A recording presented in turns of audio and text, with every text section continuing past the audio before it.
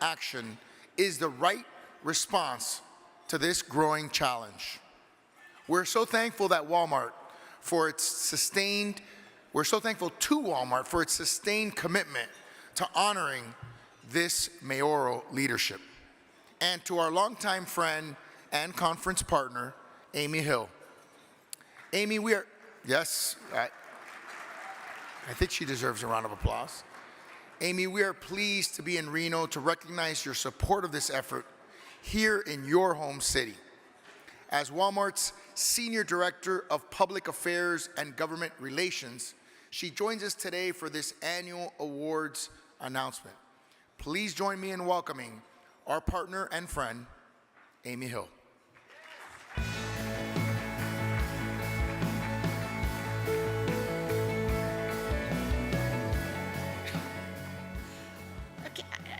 Little off script here, but I was literally in the back like, yay, listen, this is so exciting. So thank you, Mayor Suarez. Thank you so much for that kind introduction. I am thrilled to represent Walmart today at the opening lunch of the U.S. Conference of Mayors annual meeting, not only because I get to recognize the great work of cities and mayors around the country on the issue of climate protection, but because I also get to welcome you to my home city of Reno. So welcome, have a wonderful time. It's so nice to be here with all of you again after a little bit of a break. So 16 years ago, Walmart started on our journey to become a more sustainable company. And it's no coincidence that our partnership with the U.S. Conference of Mayors and Nations Mayors started at that time as well. We all share the desire to make a positive and meaningful difference for communities. So many of us set aspirational goals to achieve 100% renewable energy, zero waste, and a more sustainable supply chain for people and the planet.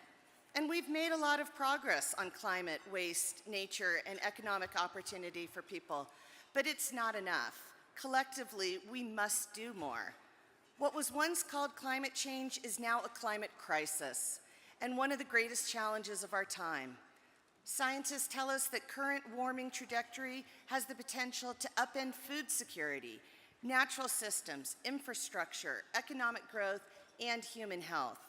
We recognize that just striving for sustainability isn't enough. Our natural systems are changing, and we must go beyond sustainability as it is understood and practiced today. At Walmart, we aspire to become a regenerative company, one dedicated to placing nature and humanity at the center of our business practices. In practice, regenerating means restoring, renewing, and replenishing in addition to conserving. This means adopting regenerative practices in agriculture, forest, and fishery management, while advancing prosperity and equity for customers, associates, and people who participate in our product supply chains. This also includes eliminating waste and emissions along the product chain and decarbonizing our operations. That's why, besides setting these goals, we're actively working across sectors through advocacy, supplier engagement, philanthropy, and innovation in product supply chain practices to strengthen the resilience of our business, our communities, and our planet against a changing climate. As a society, we are at an inflection point.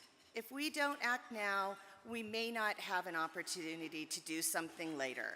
No longer is it enough to just slow down climate change and protect what we have left. We must all change.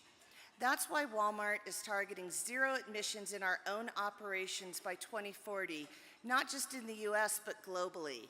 And we intend to achieve this without carbon offsets by harvesting enough wind, solar, and other energy sources to power all of our facilities with 100% renewable energy by 2035, by moving to cooling equipment that uses low-impact refrigerants, and by electrifying our vehicles, including our long-haul trucks, by 2040.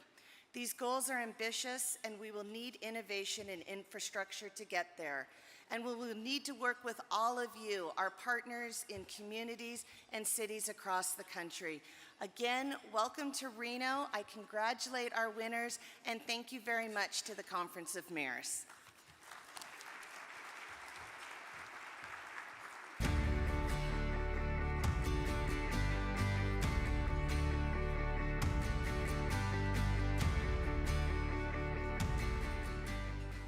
Thank you, Amy, and thank you to your company for your strong support of the U.S. Conference of Mayors and its climate protection efforts. Now, it's time to announce our 2022 Mayor's Climate Protection Award winners. We begin our awards today with our honorable mention winners in the large city category. Mayors of cities with a population of more than 100,000.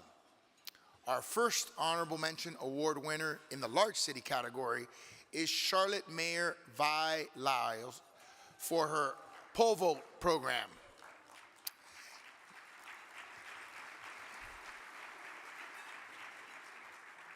This initiative uses existing light poles to provide charging for electric vehicles parked on city streets. Many residents don't have garages. This public-private partnership, public-private collaboration helps fill this gap. Congratulations to Mayor Lyles.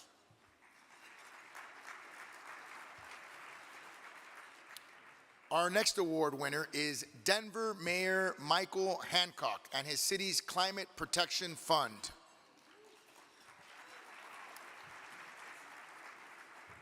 One of the first of its kind, Denver's taxpayer-supported Climate Action Fund provides about $40 million each year for investments in adaptation and resiliency, buildings and homes, environmental justice, renewable energy, sustainable transportation, and of course, workforce development.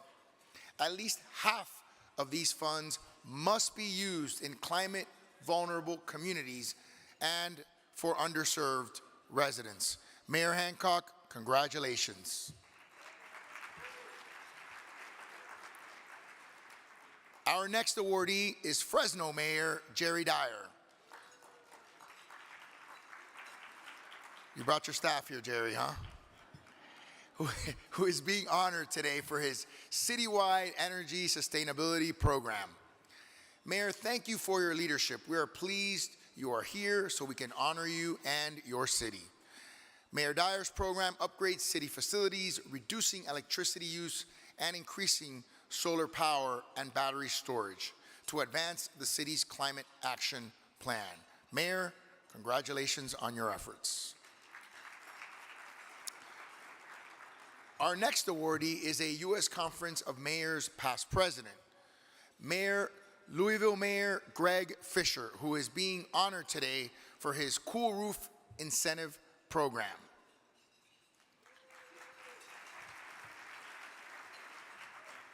Here, the city provides funding directly to residential building owners, both for new roofs and retrofits of existing ones, to invest in cool roofs. In 2016, Louisville completed a heat management assessment, the first ever by a major U.S. city, which found that the city had the fastest growing urban heat island in the nation. The Cool Roof Incentive Program is part of the city's response to this assessment. Mayor Fisher, thank you for your leadership on climate protection.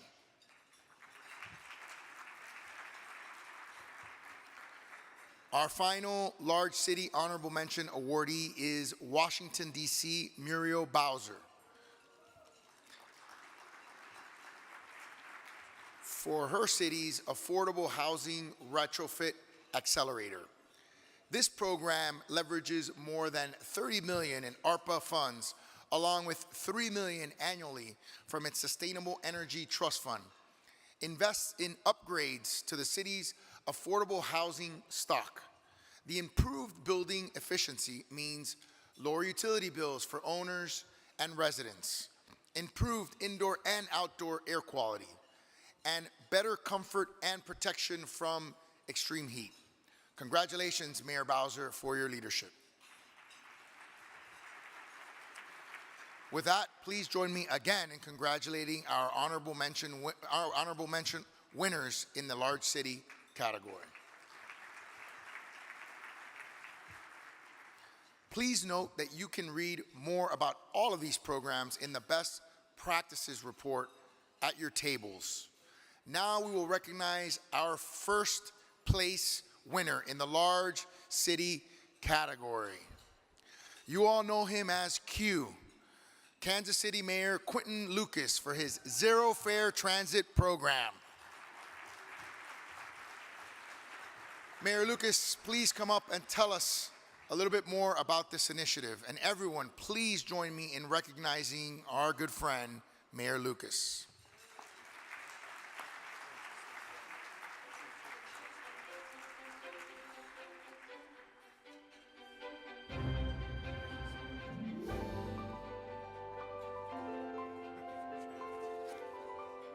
Well, how amazing. First of all, let me start by saying how excited I am to see all of you.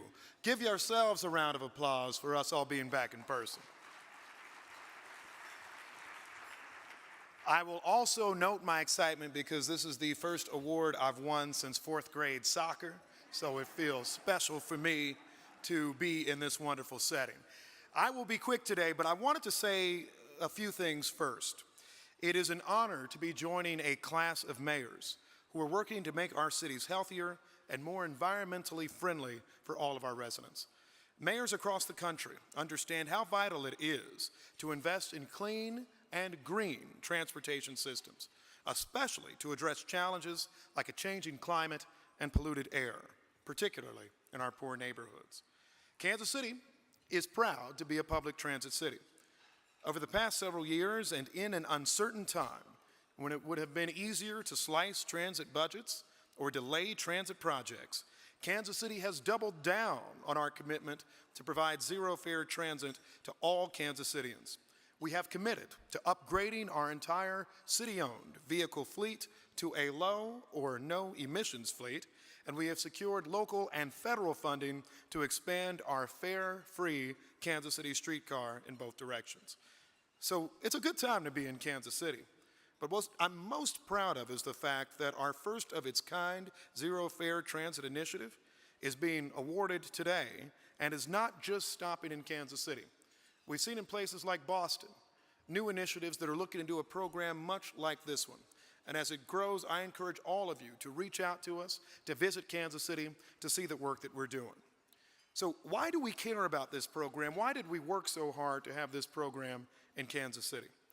Well, I grew up in KC with a hardworking mother, 2 big sisters, and we relied on public transit. We relied on the bus to get to work, to get to school, to get to doctor's appointments, to get almost anywhere. And I saw how important reliable and safe public transit is for thousands of my brothers and sisters in the community each and every day. Today, I'm proud of the improvements that are being made in my city to ensure our residents are making it to their destination on time and safely, and while saving money while doing it. This is an important initiative which puts hundreds, if not thousands of dollars back into working families' pockets each year. Nationwide, Americans are spending close to 16% of their budgets on transportation costs. Those with children are spending 17% on transit costs. We've seen that by putting money back into their pockets, we're transforming lives. And I'll just tell you this. Sometimes for those of us who've been able to do well in life, we forget what it was like if you need an extra $5, $10, $200. I remember seeing my mother struggle. I remember when we needed that amount of money in our pockets. And I know we're making that difference for Kansas Cityans today. Our Zero Fare initiative was strategically implemented over several years. We first offered zero-fare transit to veterans, then added high school students, our at-risk customers, including the unhoused, and then in early 2020, our zero-fare public bus system became fare-free for all. Today, more than 30,000 rides are taken daily, which translates to $1 million each month, returned to our local economy, returned to the people who need it. This, my friends, is transformative work when we say we're talking about infrastructure. Removing fares also has eliminated the cause of more than 90% of bus disputes and allowed for faster boarding to keep our buses running on schedule. Because of zero fare, the transit system saves more than $750,000 annually in administrative costs associated with fee collection. Our Zero Fare Transit initiative is also expected to reduce greenhouse gas emissions by more than 5,000 tons annually. with even more climate progress being made each time we upgrade one of our city buses to our electric zero-emissions bus fleet. Our fare-free transportation system is encouraging more Kansas Cityans and more visitors to ride public transit rather than drive their own vehicles, which contributes greatly. And those public vehicles are helping us reduce greenhouse gas emissions. We're continuing to make strides every day toward a more climate-friendly Kansas City. And I'll note this. I grew up in a city, and a lot of people said when I was growing up, this is a car city. It will always be a car city. Nothing's ever going to change. Transformative programs like the ones you just heard, like the one you see in Kansas City, are making that difference for cities large and small. We thank you so much for the recognition. God bless you all, and let's keep making a change in our communities. Thank you so much.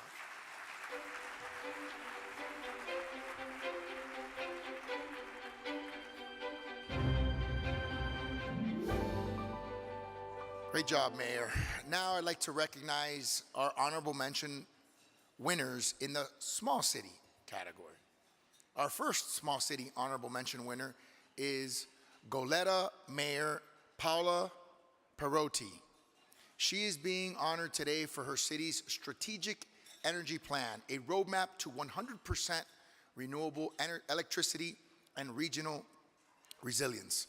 Adopted formally by the City Council in 2019, this strategic energy plan provides a roadmap for meeting the city's goal of 100% renewable electricity supply by 2030 and for meeting its internal interim goal of 50% by 2025. We congratulate her on this award.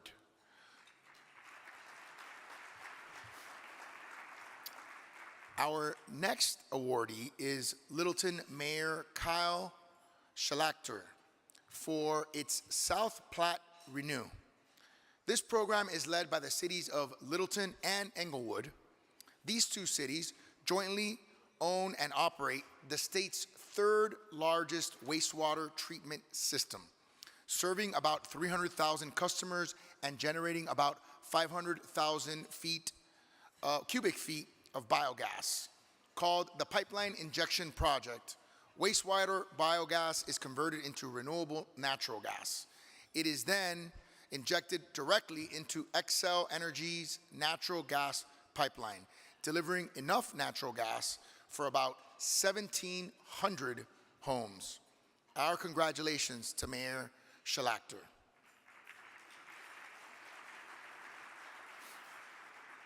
Our next awardee is Palo Alto Mayor Pat Burt for his city's multifamily gas furnace to heat pump retrofit pilot. This program identifies viable retrofit options, including the costs and benefits to convert gas furnaces to efficient heat pump alternatives at income-qualified multifamily properties. These heat pump systems are very efficient and do not generate greenhouse gas emissions due to Palo Alto's 100% carbon-free electric supply. Please join me in recognizing Mayor Burt for his leadership on these issues.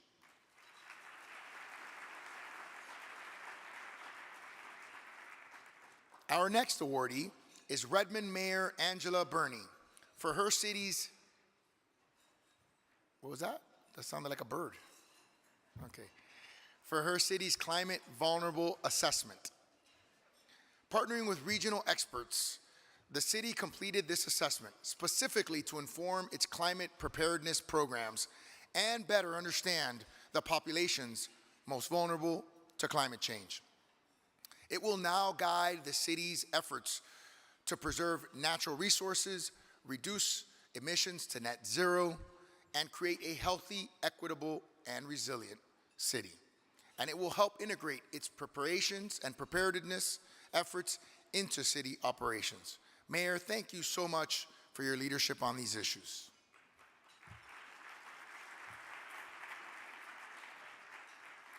Our final honorable mention winner is in the small city category is Santa Fe Mayor Alan Weber for Solarize Santa Fe. He had a big budget for staff on this one. goodness, I gotta see what you told your council. This is a bulk purchasing program of solar energy, helping residents save money on their energy bills. Buying at wholesale prices. It works like this. The more people sign up, the more everyone saves on the cost of solar power. And this program helps reduce the disproportionate energy burden experienced by communities of color and low-income residents. Mayor, congratulations. Thank you for joining us here today.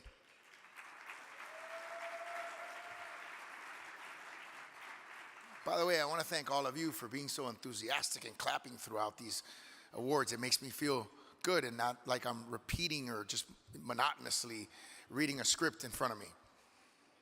Now for our last awardee today, who is our first place winner in this category.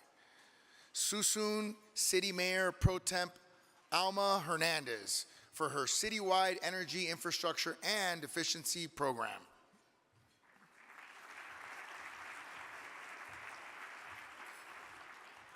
Her city's broad-based program is reducing energy use and carbon emissions through a number of measures, installing solar energy systems, LED street lights, solar and wind-powered park lighting, and HVAC upgrades, among other actions. Mayor Hernandez, please come to the stage, which you are at already, and tell us about your efforts. Everyone, please join me in giving a big round of applause to Mayor Hernandez.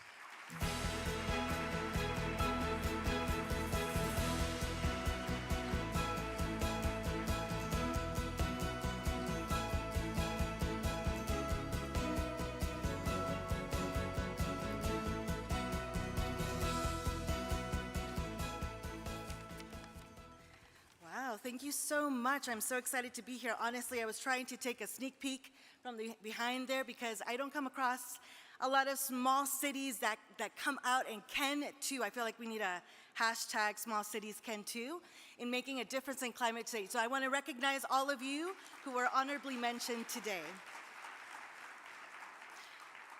So I also want to thank the U.S. Conference of Mayors, President Suarez, and Walmart for their sponsorship. I'm honored to be here to receive this award in representing climate in supporting the efforts to make a difference in small cities. So Suisun City is located about an hour from San Francisco. It's part of the 9 Bay Area counties. It belongs in that area. It's about 4.4 square miles, about 30,000 people. And you know what? It's so unique in the sense that people kind of know each other and grow up just like I did. I'm a homegrown leader in my city. We're neighbors to Travis Air Force Base, and so we're honored to be able to be local and support local and make a difference locally. As leaders, one of the things that we often face are financial challenges, and so my city is one of those. In 2018, we recognized we needed to make a difference in how we were going to look at sustainability and energy while also being able to be fiscally responsible. And what we did is we recognized that we needed to do a citywide energy infrastructure to upgrade and address energy efficiency and sustainability. We partnered up with ENGIE to develop and implement a program that included and includes solar photovoltaic systems, interior and exterior lighting upgrades throughout our city, which includes our Civic Center, City Hall, our downtown, our local marina and harbor area, our local theater, and our fire station, as well as our sports complex. Now, if you're a small city, that's pretty much the entire city, isn't it? We wanted to strengthen our ability to provide safety throughout our city, so we were able to implement new street lights across a lot of our neighborhoods that were not previously well lit.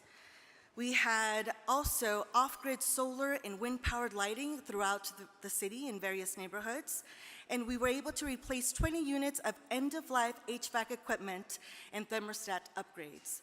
That's a big deal for the infrastructure and being able to support our small city. Now, how did that translate to fiscally? Well, what that provided us the ability to do, and it is going to do so, is we'll benefit by being able to save $12 million gross, $3 million in net energy savings over the life of this project. Now, if you're a small city, you know that's That's a lot of money and a lot of things that we can do by being able to save those dollars year after year and actually shift that money to be able to implement new programs for youth, for our seniors, for our public safety, and for other infrastructure needs. We were able to lower our carbon footprint via increased solar capacity and a more efficient lighting and HVAC infrastructure, create safer streets through better lighting and increased lighting coverage, and reduce the need for infrastructure maintenance. Because with the city of ours, we are also a very lean staff, and many of our staff members wear multiple hats. So being able to reduce the need for additional maintenance translates to dollars in savings in our city.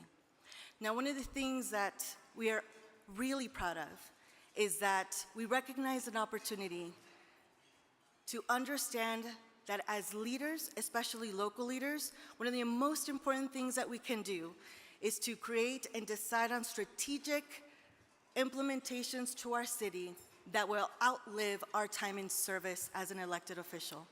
And by doing so, we are able to implement strategies that will live on for the next generation and support the ability to continue to make a difference in climate protection.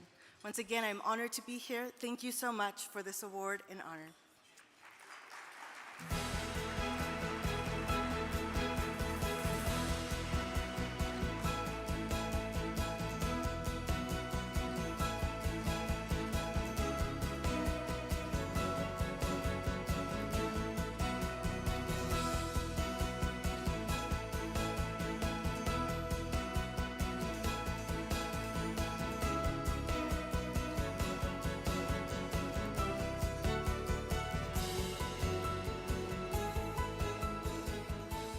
Mayor Hernandez, congratulations again to you and to your city.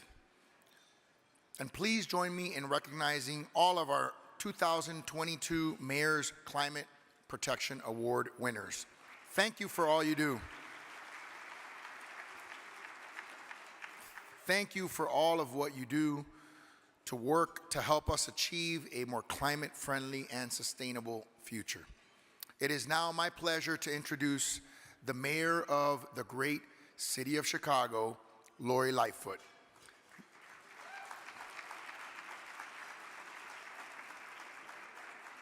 Mayor Lightfoot has been a leader in the conference in criminal and social justice issues following the murder of George Floyd, Breonna Taylor, and too many others, and the demonstrations that occurred in cities throughout the country in the summer of 2020. Mayor Lightfoot guided our working groups of mayors and police chiefs that produced strong, practical recommendations that mayors could implement to reform their police departments and work towards achieving racial justice. From day one as mayor of Chicago, Lori Lightfoot has made equity her North Star and has made a commitment to all 77 of the city's neighborhoods. Today, Mayor Lightfoot is here to talk about My Chai, My Future, a new equity-based digital initiative she launched just 2 weeks ago to connect young people in Chicago with engaging and safe out-of-school opportunities. She likes to call me her brother from another mother. I call her my sister from another mister. Please join me in welcoming Chicago Mayor Lori Lightfoot.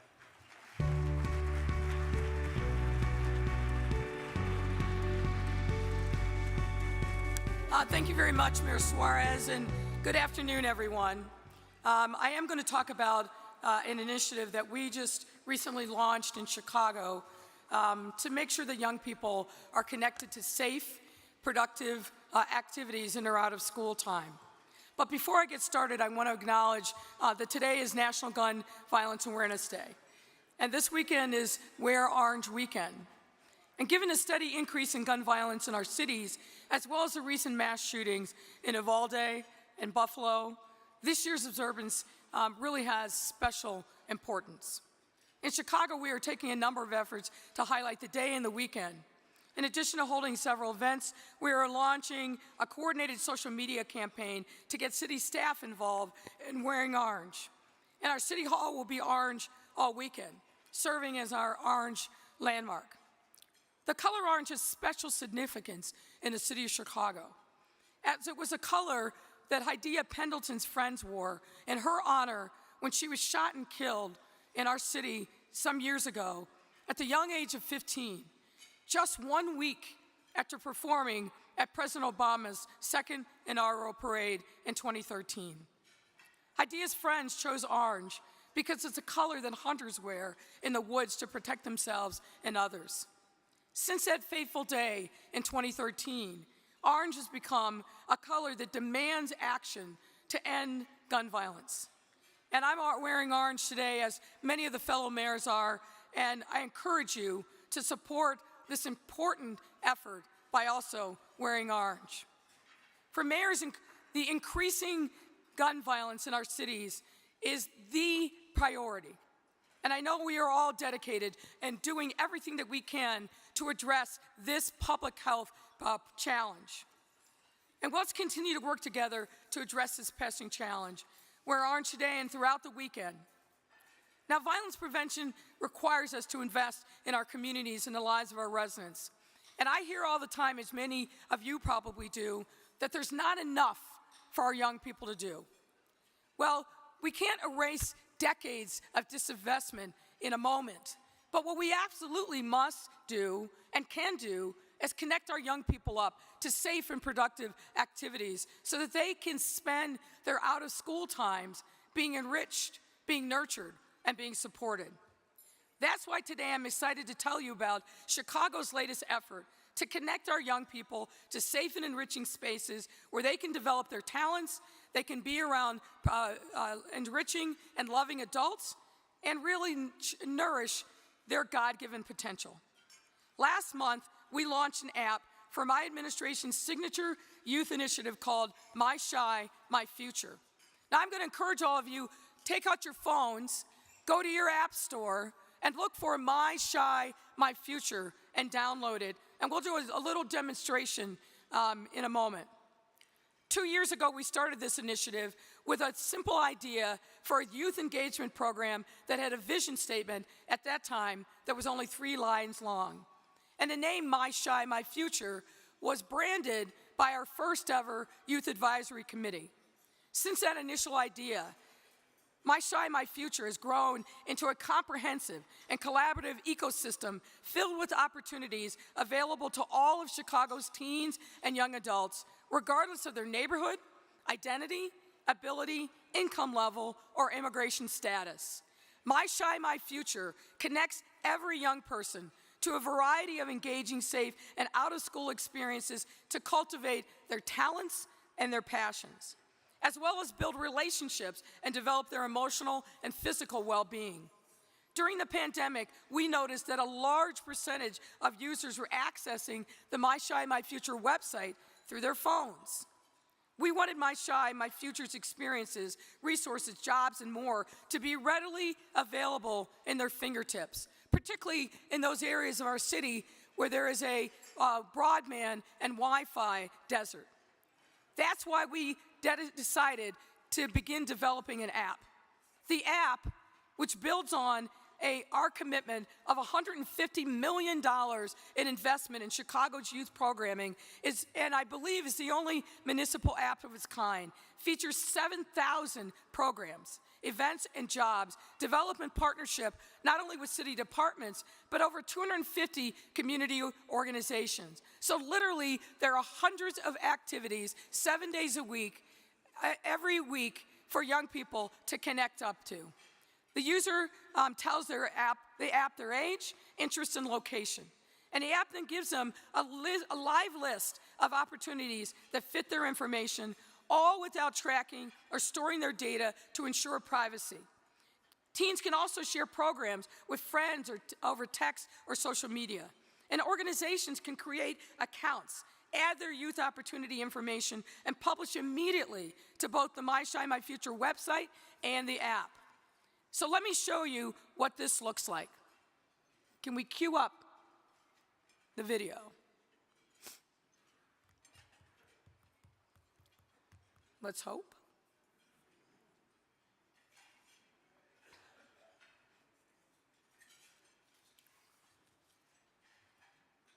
Can we cue up our video to show the demonstration?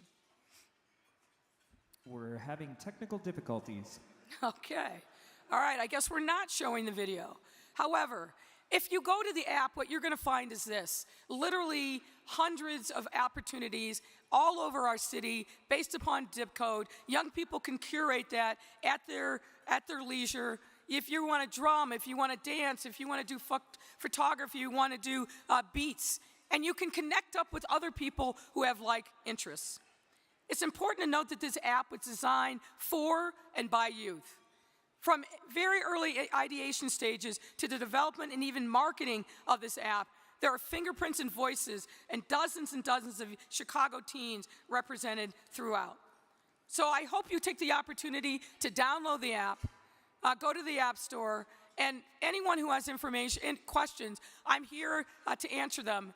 But we've got to solve the problem that we hear so often, that our young people have nothing to do. In Chicago, we are solving that problem, and we're putting the power of activity and connectedness in the fingertips of our young people through the My Shy, My Future app. Thank you very much for your time.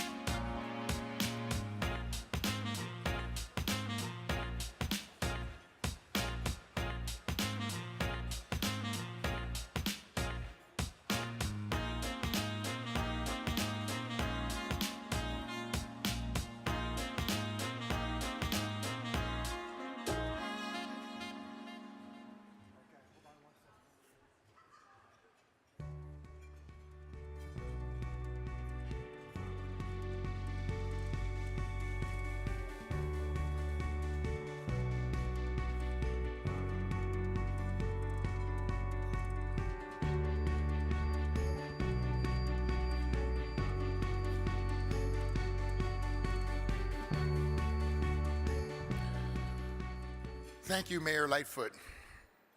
Philanthropy has been defined as the desire to promote the welfare of others, expressed especially by the generous donation of money to good causes. By this definition, the Walton Family Foundation stands as an exemplar of philanthropy in this nation. It is my distinct pleasure to introduce the moderator of today's panel discussion of philanthropy in our cities today, Daphne Moore, the Communications Director of the Walton Family Foundation and the leader of all internal and external communications for the foundation. This includes her direction of institutional foundation communications and branding, as well as all media relations, messaging that advance the foundation's K through 12 education, environment, and home region programs. Before joining the foundation, Daphne spent 13 years at Walmart, occupying senior positions in public affairs, government relations, and corporate communications. Today's panel examines how we as mayors, working with philanthropy, can create new collaborative funding models to meet some of the most pressing needs in our cities. Ms. Moore will be introducing the mayors joining her in today's discussion. They are conference leaders well known to this audience. And now, please join me in welcoming our moderator, Daphne Moore.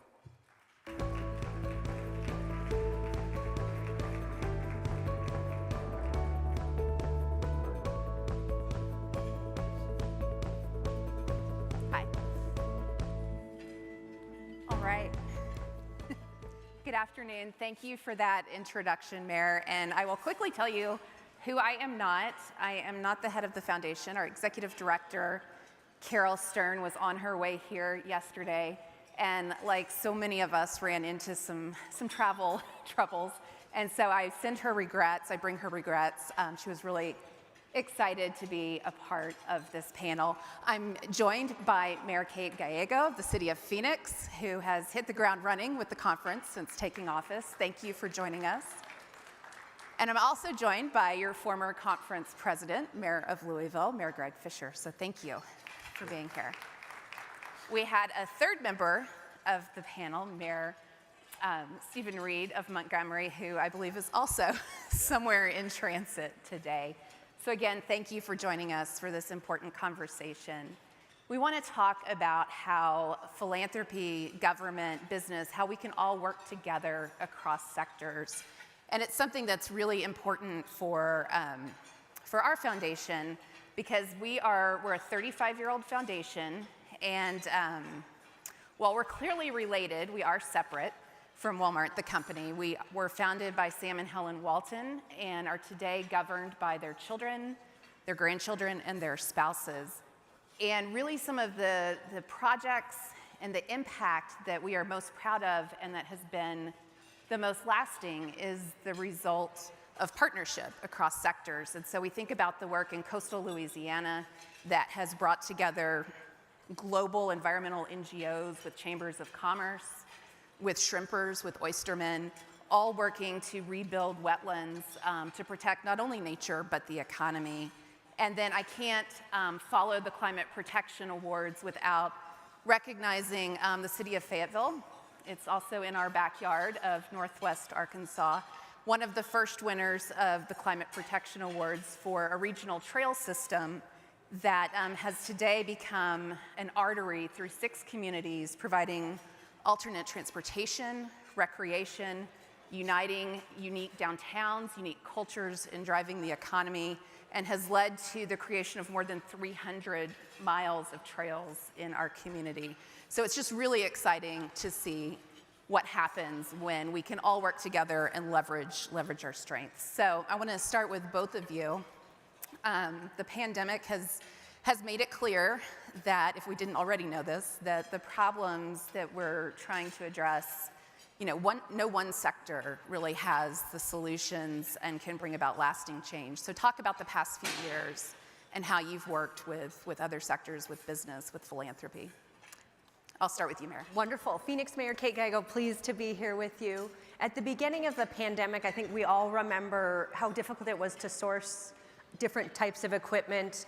It was like everyone's cousin knew a guy who had a connection in China that could get you masks, or I hope that wasn't just in Phoenix. We were able to work with philanthropy to get critical safety equipment, and then also to help address digital equity issues. We had so many students in the city of Phoenix who couldn't get online. They didn't have devices, or everyone in the family was sharing a single cell phone. And we were able to partner with philanthropy, who had some better connections to get huge orders of laptops and tablets quickly. We also had a church that gave us $1 million to purchase 10,000 devices, and then we were able to add on some of our federal dollars as well to make sure that every student in Phoenix had a device and could go online, and that was really, really meaningful to us. And so it was not just dollars, but also connections that were helpful. Another success story that I think might be meaningful to other mayors is we decided to put a lot of services on a mobile basis. So first we did vaccinations, and our mobile units, we found you would be much more successful if you went to someone's church or their school, a familiar place. There were some people who would be more likely to get vaccinated in a trusted location than go to a mass site. And then we learned from that and decided to do mobile career units, and Bloomberg helped us with that particular partnership. So we can now go into your community, into different parts of Phoenix, and interview people on site. You can have a video uplink and do a job interview. I interviewed at the Renaissance Hotel in downtown Phoenix, but I didn't get an offer, so I'm here today. We're glad you're here. Glad you're here.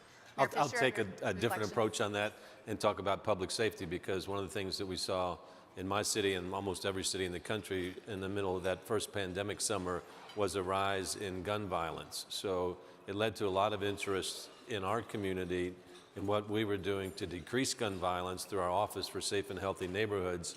And so philanthropy really came to the fore there and said, how can we help? So we've reimagined our public safety approach with more of a holistic whole of government, whole of city approach through community mobilization investments in prevention and intervention and reentry. And then law enforcement is just one of those pillars. Most people automatically think about more police when it comes to reducing gun violence, but it's a much more comprehensive approach that's required. And it's one that brought a lot of our philanthropic institutions to help the city during that difficult time. I'm going to stay with you for just a second, Mayor. We've heard a lot about the influx of federal dollars that are coming into communities. How are you thinking about that and working with other sectors as far as how to best leverage those dollars? I mean, you really want to be thinking about how to get your big bang for the buck when you get a federal grant, and it can offshoot in many different ways. So one that I'm really proud of is what we've done to increase our affordable housing in the community through a HUD grant. The HUD grant was about $40 million or so, but we've leveraged that up to about $350 million. And then we also brought in some of our other philanthropic partners to say, when we have a great or new investment in an area of town that's traditionally been underinvested, how are we going to make sure that as we regenerate, the people are not displaced? So we have a sister effort called Russell Place of Promise that we've had over 200 community meetings. So we're regenerating the community from the ground level up and making sure that people can afford to stay in the community as it increases as well. That would not have happened were it not for that $40 million HUD investment that we've been able to build off of. And it's, one of the reasons this conversation is so important to us is mayors really sit at the intersection of a couple of priorities for our work. One is what you mentioned, the ability to make dollars go further, which also leads to, we believe, more durable change. But we also really care about community-led change. Mayor, in your city, water is really important. It's really important to us. Tell us how you're thinking about conserving water and working with other partners to make sure that both city and residents and businesses have enough water. So, like many other cities in this part of the world, the Colorado River system is very important to Phoenix. It unfortunately has been in the news a lot because Lake Mead, which is the reservoir with the largest capacity, is at disturbingly low levels. I don't know if I should reference this or not, but it's probably something that maybe caught people's eyes. There was a body found in a barrel as the lake declined in levels, and some scary drought issues that are facing us. But we've actually been partnering with the Walton Foundation since 2017 to try to address lake levels.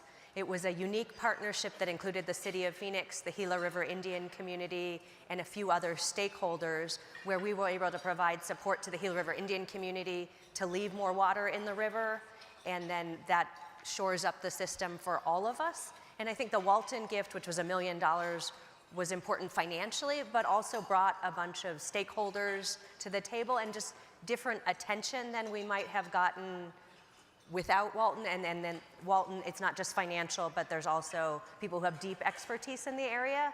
And it's really valuable for us to have a stakeholder who's more focused on results than just protecting the water supply that you are responsible for. In the West, we sometimes say that whiskey is for drinking and water is for fighting. And Walton was more of a neutral party who was trying to look out for the best result overall, and having that type of stakeholder at the table was valuable. Another great water partnership we had was with the National Forest Foundations, the USDA, and the Forest Service. Phoenix also gets water from the Salton Verde River system, which has had a lot of forest fires, and that sends us very sooty water, which I'm sure as a mayor you know, if the water changes color when it comes out of the tap, You hear about it. You are hearing about it. And we knew that if we invested in forest health, we could have a much more stable water system, but also a cleaner water system. And we were able to use philanthropy to leverage the city's investment in our national forest system, which for us is ecosystem protection and water supply surety. And, you know, just another thing that's so important about that work is the way that you brought the tribal interest into the conversation, and something that has long been missing. So, you know, really appreciate the work there. Mayor Fisher, we talked a little bit about education. How are you thinking about collaboration and partnerships to improve outcomes for students in your community? Well, I would ask mayors, what is the root cause of most of the challenges that you have as a mayor? If you're like me, it's poverty. Poverty drives so many of the challenges that we have in our communities, from healthcare gaps, crime, goes on and on. So what's the number one disruptor of poverty? Education. And specifically, the best predictor is a post-secondary credential or a degree will disrupt generational poverty.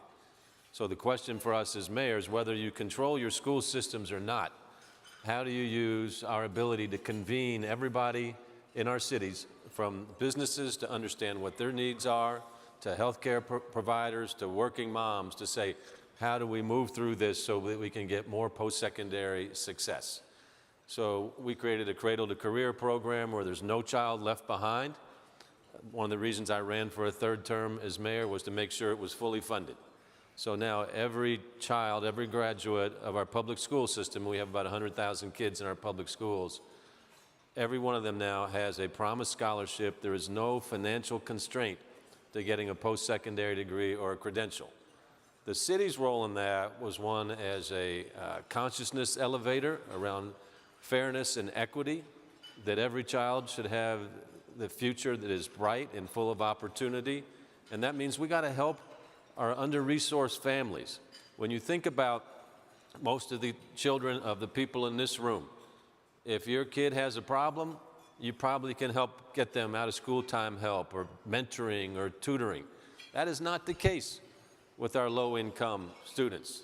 And that's, in my view, that is just not right. It's not fair. So when you have the privilege to be a mayor, and when you can bring people together, and when you can raise money to make sure that playing field is leveled for everybody, I think there's really probably no greater blessing that you can have as a mayor, because this changes generations to come. So now for that family where you had a single parent working 2 or 3 jobs, not knowing how their kids are going to get out of that cycle, now that parent can tell their child the Evolve 502 program through Jefferson County Public Schools, no barrier to getting a post-secondary degree. So we were the convener, we were the primary fundraiser. I got all of the constituents to work on each of the Metro Council people, so they helped fund this as well. We've raised around $35 million in total, and around $4 million of that has come from their city government, and hopefully another $3 million here in the next couple of weeks. When that happens, every child from 6th grade forward has a free college education or a free credential. It's amazing. Congrats. Yeah, thank you. Yeah. Okay, so tell me, what can philanthropy, what can nonprofits and foundations do to better work with mayors and city government? We'll start with you, Mayor Gallego. Wonderful. So I actually was able to attend an Accelerator for America meeting in Louisville, and one of the great takeaways I got from that is that philanthropy and mayors should be sitting down right now as we do our second tranche of American Rescue Plan dollars. We want to use those dollars as effectively as possible. I assume I'm not the only mayor who at the beginning of this process says, it's one-time money, we're going to spend it on one-time expenses, and now you're seeing programs that you're falling in love with and you want to continue. I've learned from other mayors that have sat down with philanthropy and are trying to figure out a way, how do we design programs that meet the needs of local foundations, but where they might want to continue it when we don't have those federal dollars anymore. Because of this conversation, I'm now committed every 6 months to sit down with the philanthropic leaders in my city, talk about what my priorities are and what theirs are. And I think that could lead to taking these great one-time investments and really making sure that we can keep them going for a generation. So that, if I had one takeaway from this panel today, it's as you're making these big decisions in the next few weeks, sit down with philanthropy, talk about what you're doing and what we might be able to continue for the long term. Excuse me. I'd focus on innovation. You know, philanthropy is the venture capital for public policy. Citizens don't really take very well to us saying, well, we're going to make a bet that this will work out. They want to see the taxpayer dollars going effectively towards some type of program or service. Philanthropy, on the other hand, is an opportunity to say, can we break the mold here? Can we innovate? Can we have breakthrough? So we've had some great partners in that effort. And it's really the most fun area of philanthropy as well. Our Microsoft Future of Work initiative, we focus on young black females with artificial intelligence, Internet of Things, data science. And we're showing when we're intentional, we have 42% participation from young black females in that. That is way more than what their percentage is in our city. Bloomberg and their help on innovation teams was extremely important for us to build the capacity then that we could drive and integrate innovation into all of our workflows. And then the last project I'll talk about is our Center for Enviromics. So everybody is familiar with the genome and how important and impactful the genome was to understanding the human body. So we're working with the University of Louisville on the Envirome. So the Envirome is understanding more discreetly the impact of the human and nature and the relationship between the two. So the improvements that we're seeing on cardiovascular health in our community by strategically locating vegetative medicine by people with high risk, health risk, is really interesting to see. Vegetative medicine is a fancy word for trees and shrubs and plants. That's what we all throughout mankind grew up with, but we've been removed from that somewhat in our modern world. So just as the genome was important, the envirome is going to be equally important for the future of our country. I'm so glad that you touched on innovation, because I do think that's someplace that, you know, our society wants philanthropy to play a role and to step up and try new things and to innovate. We've got just a couple more minutes, and you guys have already done a fantastic job of this, but what advice would you give to your fellow mayors as they're thinking about putting together partnerships in the future? You gave me advice, now I'll give them advice. We have a series of foundations in Phoenix that have very specific language about their giving priorities, but when I've talked to them about real needs in our community, they have been willing to be flexible, and sometimes they see how their language fits what I'm looking in a way that I had not. So I think another piece of advice was give it a try and don't be the one who takes yourself out of a potential partnership. We do have our own language. I'm sorry about that. I'm an old sales manager, so for mayors, I would say, think about foundations as sales prospects, and you got to make sales calls on them. You know, so understand what they like to fund, know what your needs are, go and make a specific sales call, whether it's in your city or whether it's in New York, Washington, Los Angeles. Show up prepared for an ask in the beginning of a relationship. For new mayors in particular, you're so busy kind of getting organized. There's a long sales cycle sometimes with getting foundations to invest in your city. It can be multiple years. And so you could be out of office when you're just really starting these relationships. So get started early, particularly with the national foundations. We're a medium-sized city in Louisville. Our population's around 800,000 or so. It seemed to me like the larger national foundations were working in primarily the big cities. But if you go and cultivate those relationships, you can really get them to work with you in medium-sized and small cities as well. And then the last thing, and Mayor Gallego referred to this, on the local level, make sure that you're doing joint strategic planning and annual planning with your foundations. It's kind of ironic to me that your local foundations want to help the city. So you would think the first stop that they would have, it would be the mayor's office, because who knows more about what the city needs than the mayor? But sometimes the foundations don't have that insight. So you have to help them with that insight. And then setting up a system of annual strategic planning with them can really help move whatever your goals are forward.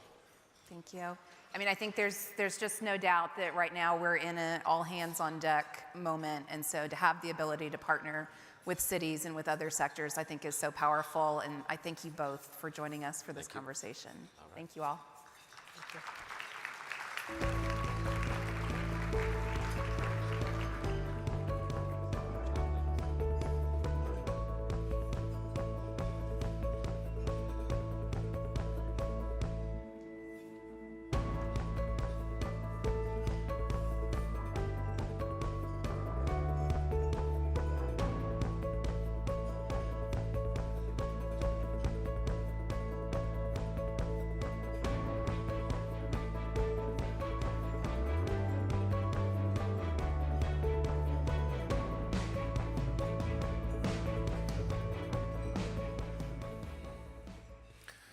Our next speaker is Andy Pierce, Endorsement Partner Manager with Nationwide Retirement Solutions. Nationwide is a platinum partner of the Conference of Mayors, and their focus is on helping city workers plan for and live in retirement through deferred compensation plans and post-employment health plans. Nationwide administers the retirement saving needs of employees in cities like Chicago, Phoenix, Denver, Des Moines, Huntington, West Virginia, and over 4,000 other cities, towns, and villages. Nationwide has a commitment to the public sector market, and we're excited to partner with the largest and most innovative company in this industry. As a US-based company, Nationwide and its employees have a commitment to its communities through volunteerism and corporate philanthropy.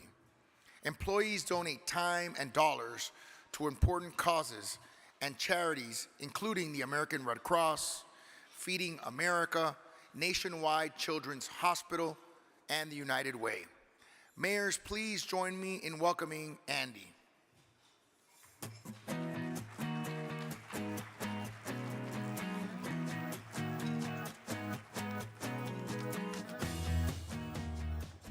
Thank you, Mayor Suarez.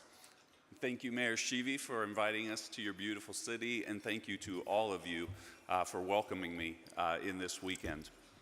As Mayor Suarez said, Nationwide is a long-standing partner with the United States Conference of Mayors, and we're very proud of that relationship that we have with your great organization. We administer the retirement savings needs of your employees in over 4,000 cities throughout the country, including many of you who are in this room here today. I would like to share with you a very brief video that kind of highlights Nationwide's approach to taking care of the employees who take care of the citizens within your cities.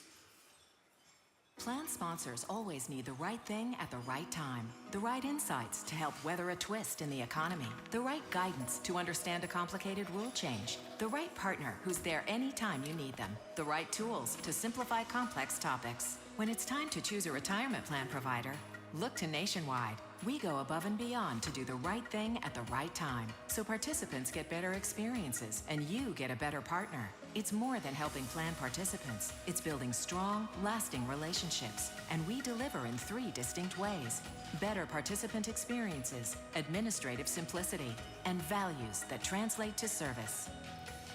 Our tools, calculators, and education are designed to increase participation and make it simpler for you to answer complex questions. And new investment options can help turn savings into lifetime income. Nationwide has been serving retirement plans for over 45 years. We know how to ease administrative burdens. When you partner with us, you get intuitive, integrated, and stable solutions for you to support your participants. At Nationwide, we take extraordinary care and are committed to always doing what's right for our clients and plan participants, no matter what it takes. These values are in our cultural DNA, from our humble origins to the long-term approach to investing we take today. Nationwide, better participant experiences, administrative simplicity, values that translate to service.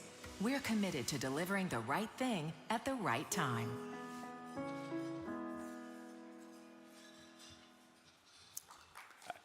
Thank you.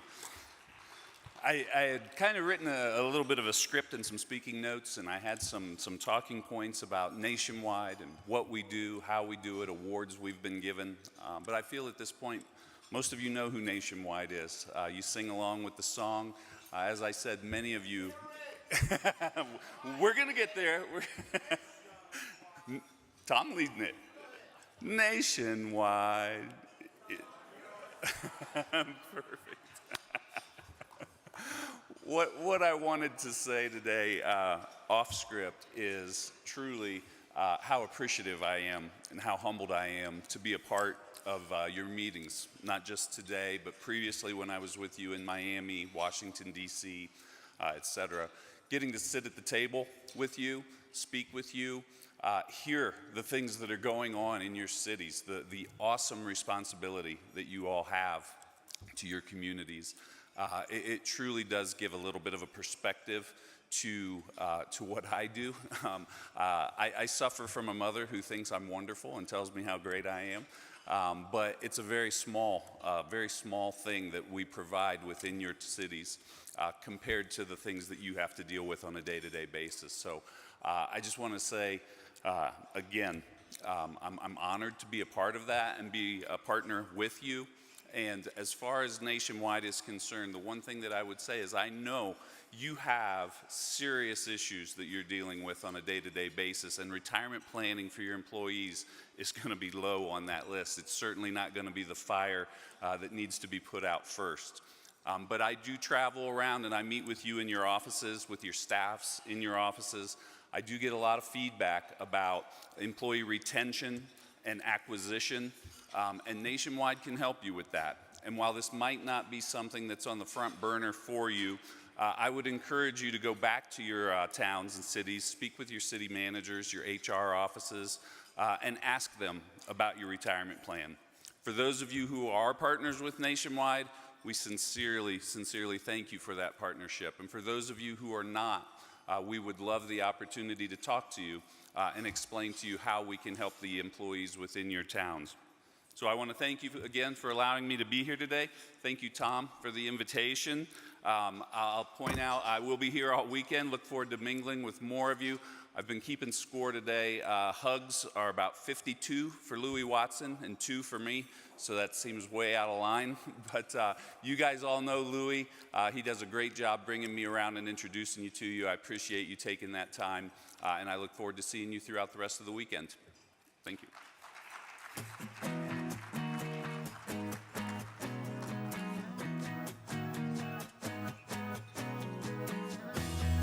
Our next special guest, Rita Jo Lewis, is a longtime friend of the U.S. Conference of Mayors. Yeah.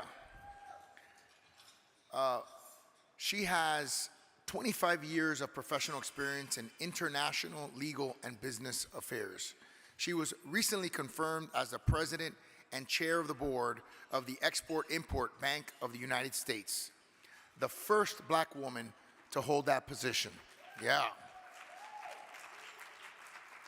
Prior to her appointment to the bank by President Biden, she held the position of Senior Fellow and Director of Congressional Affairs at the German Marshall Fund. Most notably, Ms. Lewis served as the first ever Special Representative for Global Intergovernmental Affairs under Secretary Hillary Clinton at the United States Department under the Obama-Biden administration. As mayors, we all know how important the bank is in promoting exports. As a conference, we have long supported it as a key player in advancing our U.S. metro economies. Please welcome Chair Rita Jo Lewis of the Export-Import Bank of the United States.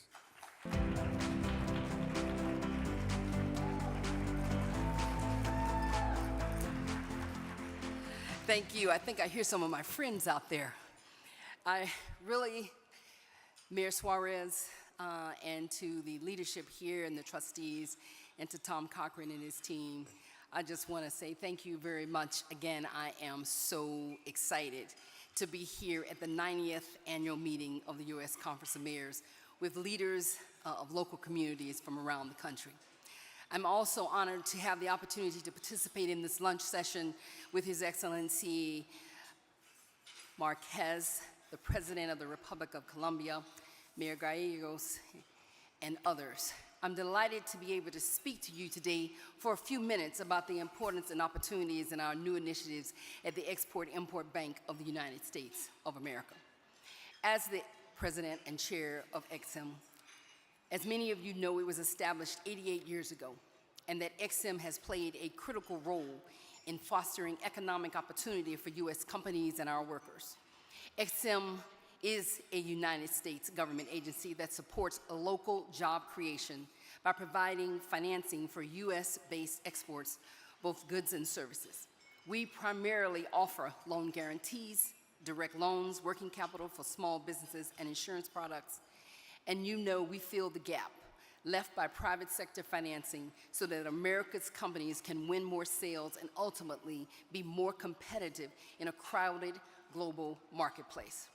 Today, I want you to know that EXIM is back in the game with the full support of the Biden-Harris administration.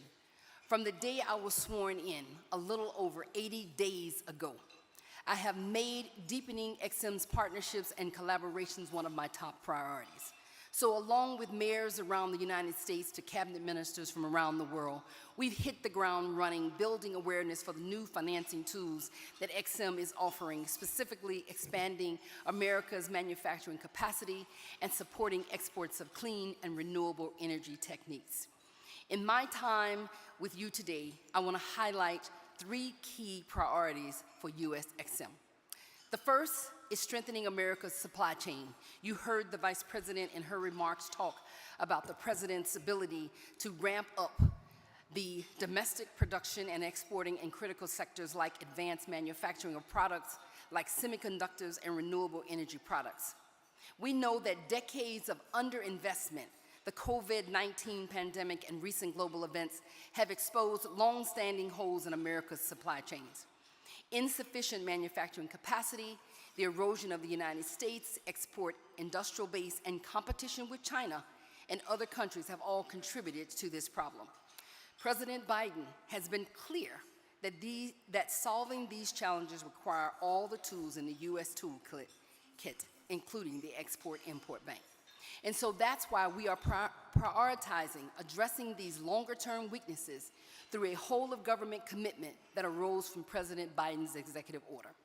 Included in that order was an ask for US XM to use existing authorities to support export-oriented US manufacturing products. And that's what we did. So in April, we unanimously approved the Make More in America initiative.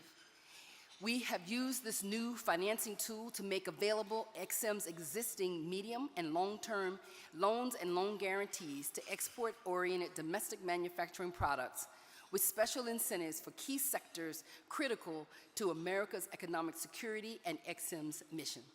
Making More in America's financing will be alongside other existing financial tools, which we hope will create a better support across the entire export life cycle for key products. Ultimately, we know we need to make more in America and export more from America. But we also need stronger domestic production alongside greater commercial trade among countries that share our commitment to economic security, high standards, and democratic values. The second priority I'd like to focus on is XM's commitment to supporting the global energy transition. The entire Biden-Harris administration, including XM, shares the goal of addressing climate change. And so again today, we would like to congratulate all of you who are leading in the climate space, especially the awardees that are here today. We're committed at XM to investing in the energy solutions of the future and ensuring that cleaner, renewable energy innovations are American-made.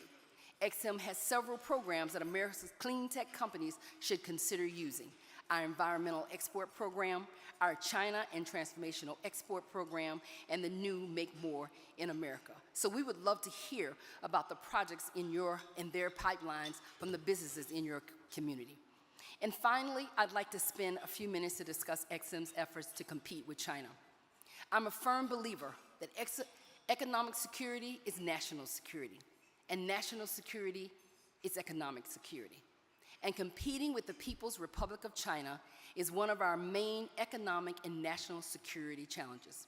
So over the past year, Chinese export credit agencies have poured tens of millions of dollars into developing markets through the Belt and Road Initiative. Our best estimate is that China provided roughly $18 billion in export credit support in medium and long-term transactions and $33 billion in 2019. China is fundamentally changing the nature of global economic competition.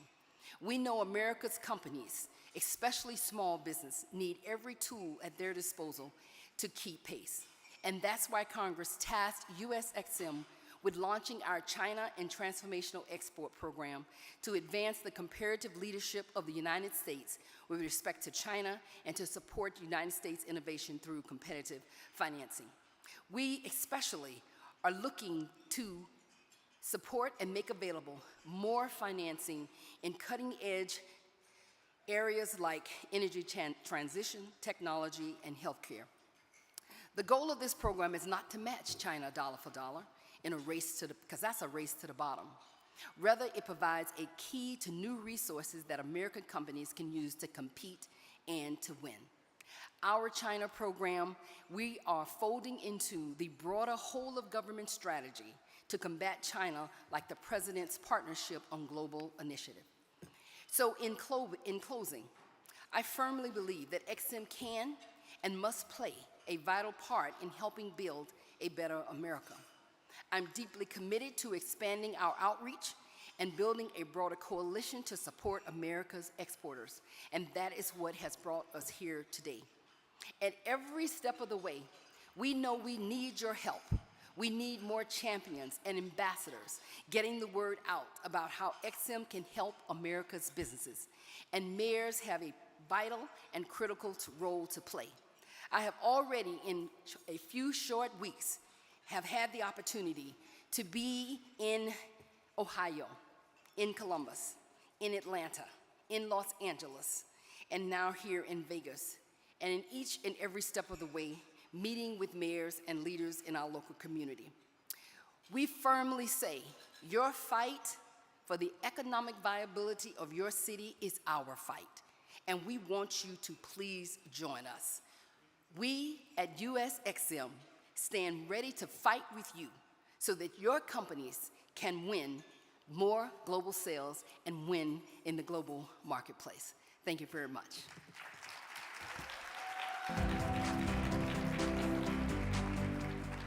Ladies and gentlemen, please remain seated for a special presentation where we will be joined by the President of Colombia.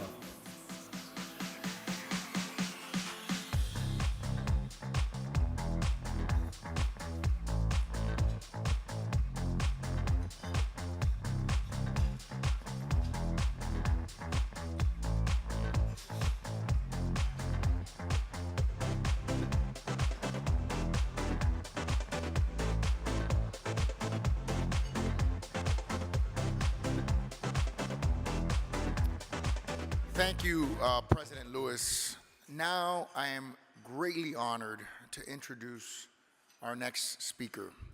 We are most fortunate to have with us today President Iván Duque Márquez of the Republic of Colombia.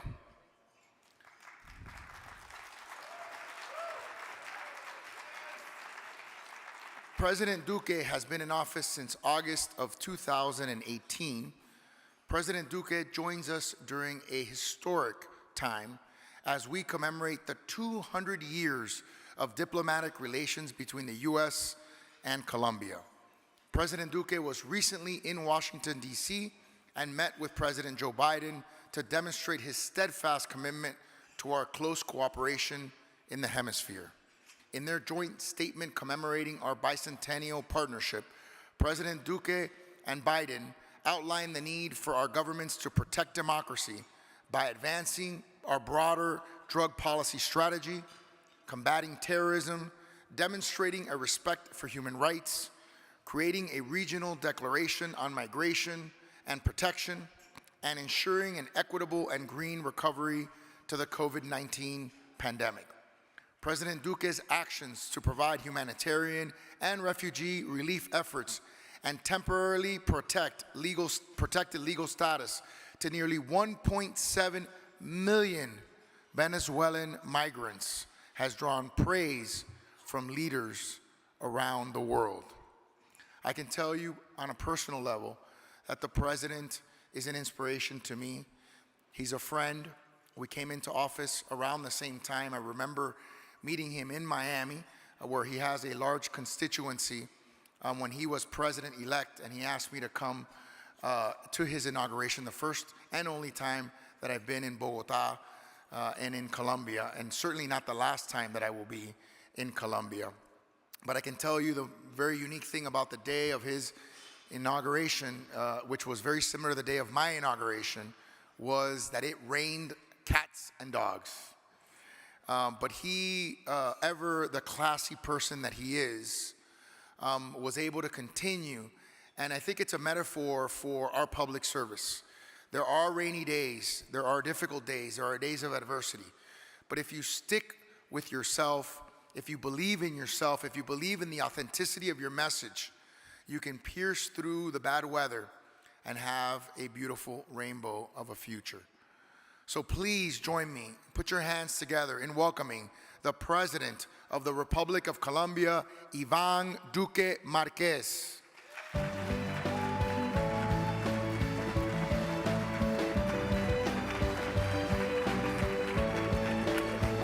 Thank you so much, brother.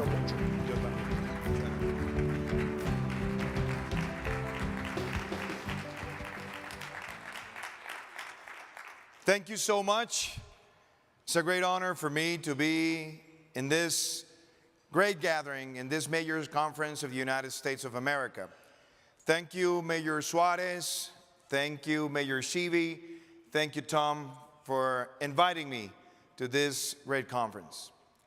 It's a great honor for me to be here because yesterday we were in the city of Washington and we were celebrating 200 years of our bilateral relations. And it was 200 years ago when Manuel Trujillo y Torres, a Colombian diplomat, former Spaniard, came to the United States in order to persuade the U.S. authorities to recognize Colombia. He knocked the doors of Washington until he got close to John Quincy Adams. And John Quincy Adams was persuaded not only by his arguments, but with the idea that our nations share values and purpose.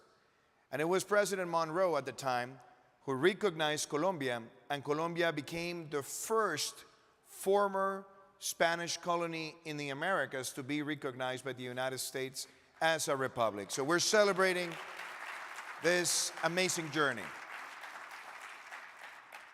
It is great to be here surrounded by mayors who are making big changes in the U.S. cities.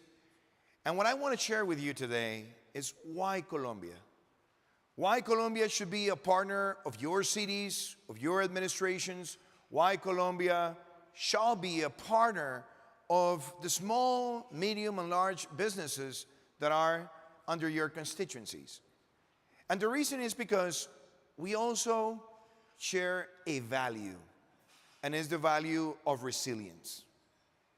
And in my opinion, the best definition of resilience is to be able to turn adversity into the most vibrant opportunity.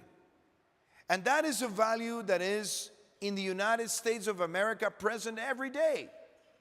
And it's present in the United States since day one, since the Declaration of Independence, when the brilliant mind of Thomas Jefferson talked about the pursuit of happiness. It's a daily pursuit that is taking place. And the United States has been able to face different kinds of adversities, but after every adversity, something stronger comes out. And the same happens in Colombia. And that's why today I just want to show you that last year, after almost a year and a half of pandemic, we reached an economic growth of 10.6%, the largest growth ever reached by Colombia. And many people saw this experience as a demonstration of what we call in our society berraquera, which is we grow up facing adversity and we're able to reach record highs in economic growth. But what is also interesting is that at the beginning of this year, 2022, the first trimester of this year, we grew 8.5%. The best first trimester of this century in Colombia, which means that the way that we push the economy to grow is also being seen this year in order for us to achieve at the end of the year a growth rate that will be above 6%. So we're one of the fastest growing economies, not only in Latin America, but in the world. And this has happened at the same time where we have been facing a pandemic. And I have to express my deep gratitude to the United States government because the United States have been the major donor of vaccines to Colombia in this circumstance. Many people thought we were not going to be capable to face such a difficult situation. But in fact, we have been able not only to duplicate our ICU capacities, passing from 5,300 ICUs when the pandemic broke, up. And now we have more than 13,000 ICUs around the country. Nobody lacked the access to an ICU if it was required. And we started a massive vaccination plan, a free, massive, and equitable vaccination plan. And we have today more than 84% of the Colombian people that have been immunized because of this vaccination plan. The largest, the stronger vaccination plan ever in Colombia. So why Colombia? Because we have been able to have a healthcare system that has a coverage of more than 99% of the population in a combination of public and private interventions. And we have become a nation that has created bonds with different parts of the world, that has created free trade agreements with different parts of the world. We had a free trade agreement with the United States that was negotiated during President Bush and President Uribe's time, and that came into force during President Obama and President Santos' time. But in my administration, we have been able to duplicate the trade of non-traditional exports to the United States. And we have also received a lot of services and goods that have come to the United States in order to enrich this bilateral relationship. And I have to praise that this demonstrates that when it comes to trade and the relationship between the United States and Colombia, it is a bipartisan policy that has been successful. And when it is referred to Capitol Hill, it has been also bipartisan and bicameral, which means the success of Colombia, from being a country that 20 years ago was perceived by many as a country at the brink of becoming a failed state, and today being the 37th member of the OECD, is a successful story of sound diplomacy that has not been ideologically polarized. And that should be a reference model with other governments around the world. But what is interesting, and that's why Colombia is so powerful for U.S. cities as a partner, is that we have now the possibility to produce from Colombia and be able to sell to a world market that has more than 1.5 billion clients, based on all these free trade agreements that we have approved with Europe, in Asia, with Latin America. And something that is quite interesting is that we are just 5 hours away from the United States. So it's in a strategic geopolitical location. And why Colombia? Because we have also been able to push not only experts, but investment. During my administration, we have brought to the United States the highest record investment levels ever by Colombian firms in the United States. So it's a win-win situation. And we have seen now many Colombians who have been part of our diaspora, who are part of your constituencies, that are opening small, medium-sized businesses, generating jobs, and creating long-term investments in the U.S. cities.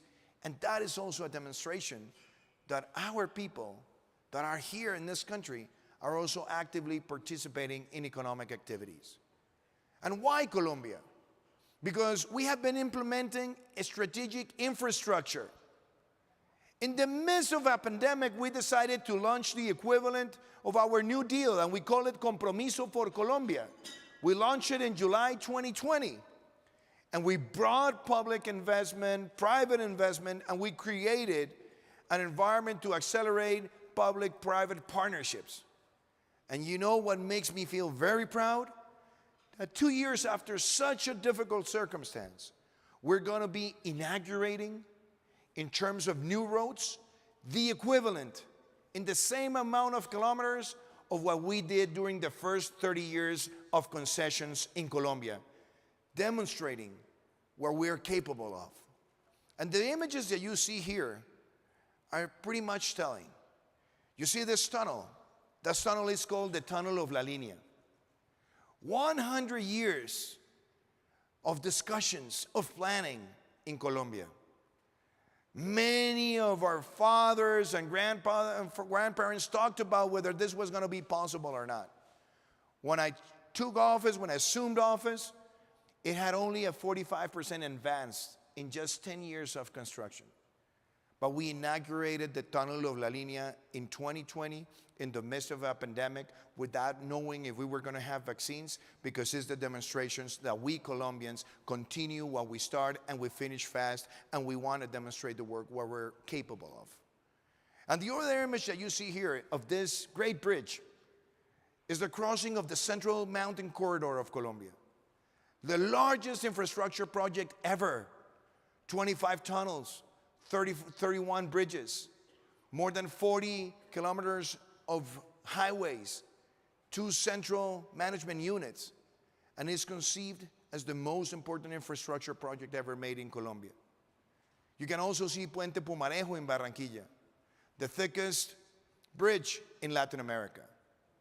And we're also launching today, and this is something that I want you to invite the US companies to come to Colombia, is that at this moment, we're having 15 strategic bids of critical pivotal infrastructure for the next decades.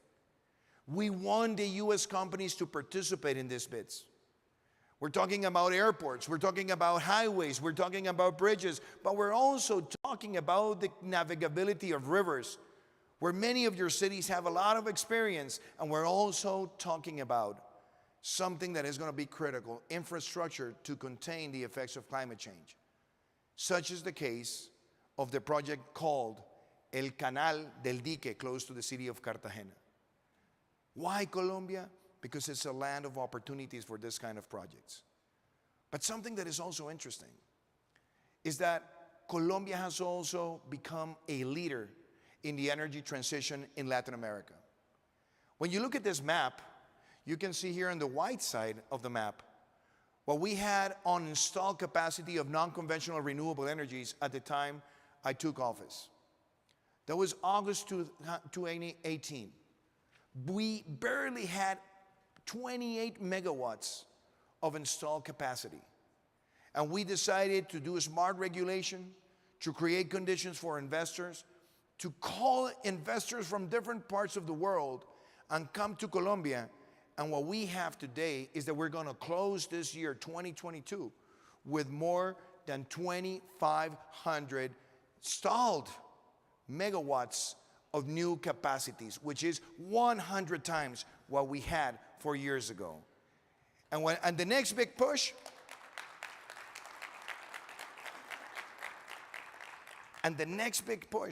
is that we have 4,500 new megawatts that will be installed in the next 2 years.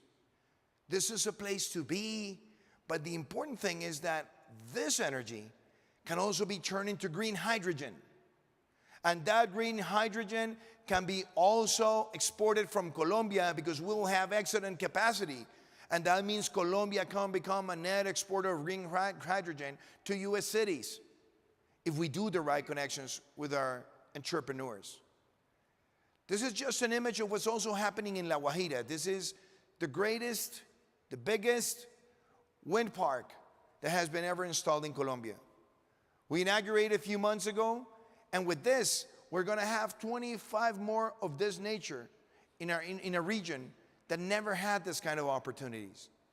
And we also launched the Green Hydrogen Roadmap, and we have set the goal that we want to be the largest Latin American exporter of green hydrogen or green ammonia in the years to come.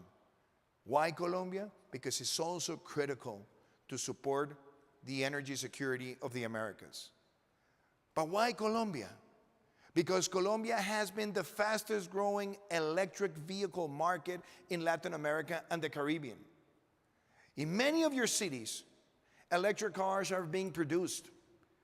And as you can see in the map, our exponential growth in electric vehicle sales demonstrates that not even in the year of the pandemic we stopped this exponential growth.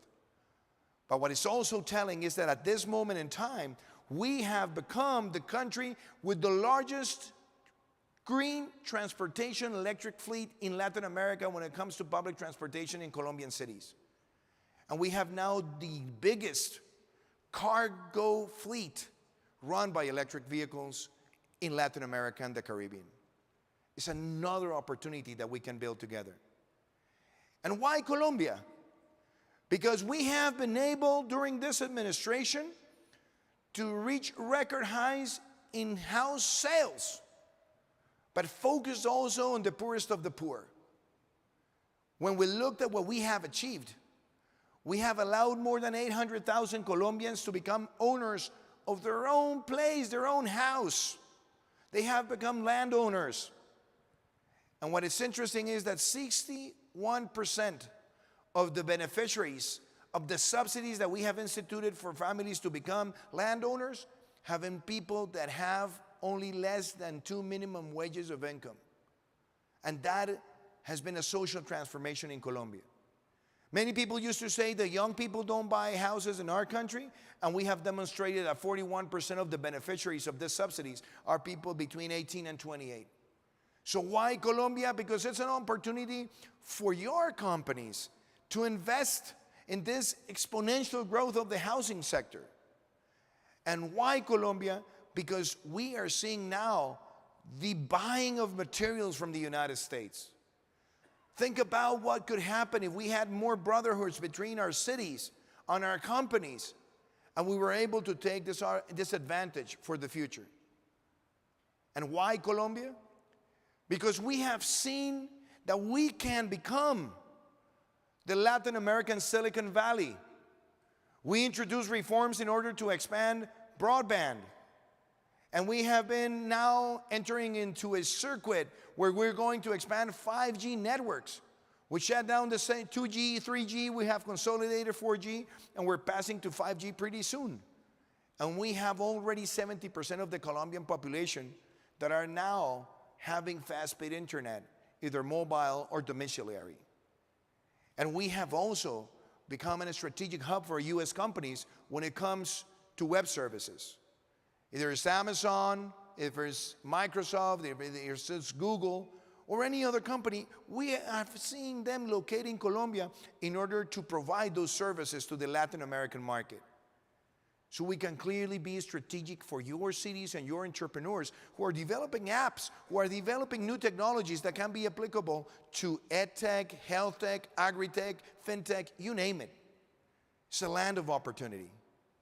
But also, because we can be strategic allies when it comes to tourism. We are the second most biodiverse country in the world. And in Colombia, we have multiple landscapes. And we can become a good destiny for your tourists when it's winter. And we can also become an interesting destination for those long weekends that you have in the United States. But also, if we continue to embrace this as a win-win situation, Colombia has become one of the fastest growing markets generating tourists to the United States of America. Because it works both ways. And if we engage in partnership with the U.S. cities, we can also promote in Colombia the great spaces, landscapes of the United States. Just think about what would happen if we could duplicate that bilateral tourism flow. We will be generating new quality jobs in both destinations. And why Colombia? Because we have demonstrated that even in times of adversity, we have been able to expand our exports, reaching record highs in 2021. And the non-mining energy exports reaching the highest in our history. And because we have also reached the highest exports ever of agricultural products. And I shall mention this. In my administration, we were able to triple the exports of avocado from Colombia to the United States. We brought lemon Tahiti. And we also brought to this market something that is very important to us, green peppers. Just those three products have allowed families that in the past were tempted by illegal crops to move to legal ones and be able, through trade, without destroying jobs in the United States, by bringing products that you don't regularly produce in the same amounts, having a market share that is fair enough, but also producing a life change in our country. So it works. It has a value, and we shall continue with that. But why Colombia? Because I have heard in this conference your commitment to the environment. There's no planet B. And we definitely have to do something brave, something bold, something active. And we have also said as a country that we are committed to become a carbon neutral country in 2050, and that we want to reduce our greenhouse gases by 51% towards 2030. But it's not theoretical. It's based on a different set of policies, including something that we feel very proud, and is that this year we have decided to declare 30% of the Colombian territory a protected area. We're not waiting until 2030 so that the Leaders' Pledge for Nature will come to an end. We're doing it today. Even though we only represent 0.6% of the world greenhouse gases emissions, we're doing this because this is a demonstration that if Colombia does it, other countries can do the same. And including green financings and a green taxonomy and green bonds that we have presented that can be also interesting for the funds in your cities in order to contribute through green finance to neutralize the gases that are emitted in many cities of the United States. We just passed in Congress a bill, the Climate Action Bill, that was approved unanimously because we believe this is something that has to take place in all the sectors, with mayors, with governors in our territory. And maybe also the best way to describe why Colombia is because the values that your cities have in terms of social investment and the social safety net is also taking place in our country.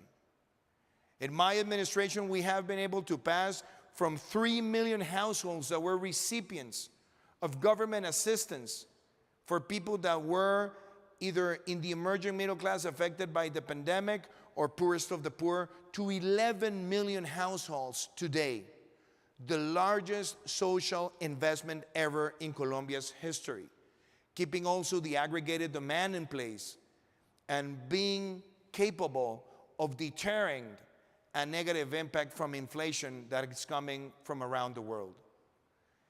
And we also have to consider something that has taken place in this country.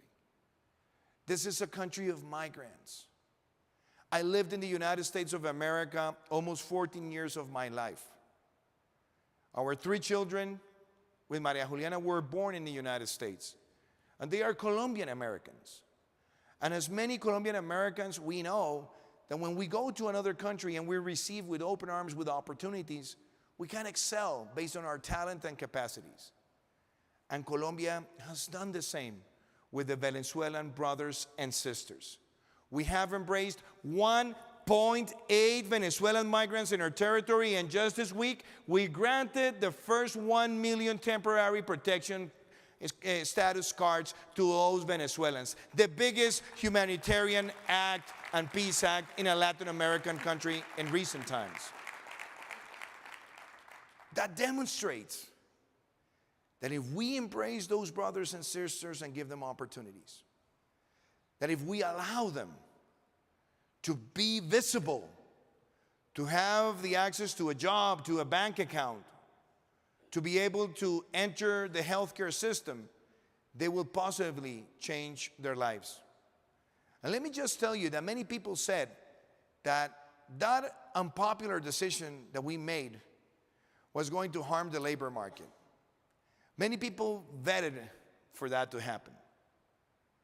And you know, what we have demonstrated is that even in the midst of a pandemic and facing the biggest migration crisis ever in a Latin American country, we have been able to reach the lowest informality rate in the labor market of Colombia. And we have been able to reach the lowest multidimensional poverty rate since we're starting using that methodology almost 12 years ago. So this demonstrates that a smart migration policy works, but it's also based on fraternity. So this land, this beautiful place called Colombia, our country, looks at the United States as a brother or as a sister nation. And I told yesterday at the Kennedy Center that our founding father, Simón Bolívar, decided to come back to the Americas in 1807 to fight for independence in our nation. And in that trip that he started in Cádiz, in Spain, instead of going directly to Venezuela, his home state, he stopped in the United States, in Charleston. And he stayed in the United States for 3 months. And he wrote a letter some years after to a Jamaican diplomat. And he said in that letter, during my short stay in the United States, I was able to taste the flavor of liberal democracy. We believe in democracy. We believe in free market. We believe in family values. And we believe that in order to defend democracy, we have to defend democracy from the temptation and the attacks of populism, post-truth, and polarization. We have been able to build things together. This beautiful flag, yellow, blue, and red, is the symbol of our unity. And my presence today in this National Mayors Conference is to say that Colombia, it's open for business. But more than that, Colombia sees the United States as the most important ally in the Western Hemisphere. And in the celebration of this 200 years of bilateral relationship, something strategical has happened. President Biden has declared Colombia a major non-NATO ally, which is the highest recognition of our diplomacy. So we're here because of the values we share, the objectives we share, and because we believe that in modern politics, we have to think globally, but we have to act locally. And the most important message I want to give to all the mayors of the United States of America is that we want our cities to be your partners, to be your brothers. So let's put our hands together and work for that common purpose. Thank you very much. Thank you. Thank you so much. Thank you. Thank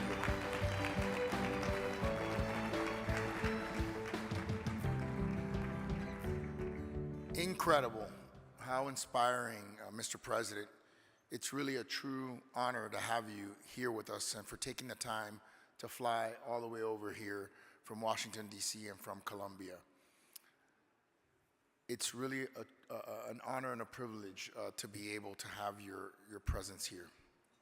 There are important committee meetings and best practice forums after this session, and then all the mayors will gather for our mayors-only discussion on disinformation at 4:45. I highly recommend this session. It's going to be something that is going to really impact you. When I tell you that of all of the things that I've heard, the back briefings on this session, this mayor's-only session, I will be there. It's going to be incredible. And then we're going to have a wonderful host city welcoming event right back here in the ballroom for all meeting attendees. We stand adjourned. Thank you.